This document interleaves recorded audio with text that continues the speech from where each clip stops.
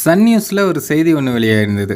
ஒன்றிய அரசின் இந்தி திணிப்பு முயற்சிக்கு எதிர்ப்பு தெரிவித்து பொள்ளாச்சி ரயில் நிலைய பெயர் பலகையில் உள்ள இந்தி எழுத்துக்கள் அழிப்பு அப்படின்னு ரொம்ப பெருமையாக அந்த செய்தியை வெளியிட்டிருக்காங்க. இது சுத்த ஒரு பைத்தியக்காரத்தனமாக இருக்குது.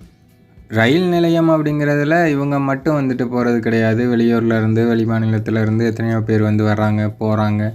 அவங்களுக்கு இன்னொரு மொழி அதில் எக்ஸ்ட்ரா எழுதியிருக்கும்போது ஒரு வேளை ஹிந்தி தெரிஞ்ச நபர்களுக்கு அது உபயோகமாக இருக்கும். அதை போய் இவனுங்க கருப்பு மை பூசி அழிச்சிட்ருக்கானுங்க. ஏன் இவனுங்க கோடி கோடியாக சேர்த்து வச்சுருக்கிற பணத்துலலாம் ஹிந்தியில் எழுதியிருக்கானுங்களே, அதை கருப்பு மை போட்டு அழிக்க வேண்டியதானே. அதை அழித்தோம்னா அது நம்மளுக்கு சேதாரமாயிரும். இதுன்னா பொது சொத்து, சேதப்படுத்தலாம், ஒன்றும் தப்பு இல்லை அப்படின்னு நினச்சிக்குவானுங்க போல். அதனால தான் இப்போ ரயில்வே துறையிலேருந்து ஒரு கம்ப்ளைண்ட் ஒன்று ரெஜிஸ்டர் பண்ணியிருக்காங்க. ரயில்வே சேவாவிலிருந்தும் இது பற்றி ஒரு அறிவிப்பு ஒன்று வெளியாகிருக்கு. ஸோ இந்த பொது சொத்தை சேதப்படுத்திய விவகாரத்தில் விரைவில் இவங்களுக்கு தண்டனை கிடைக்கும் அப்படின்னு எதிர்பார்க்கப்படுது.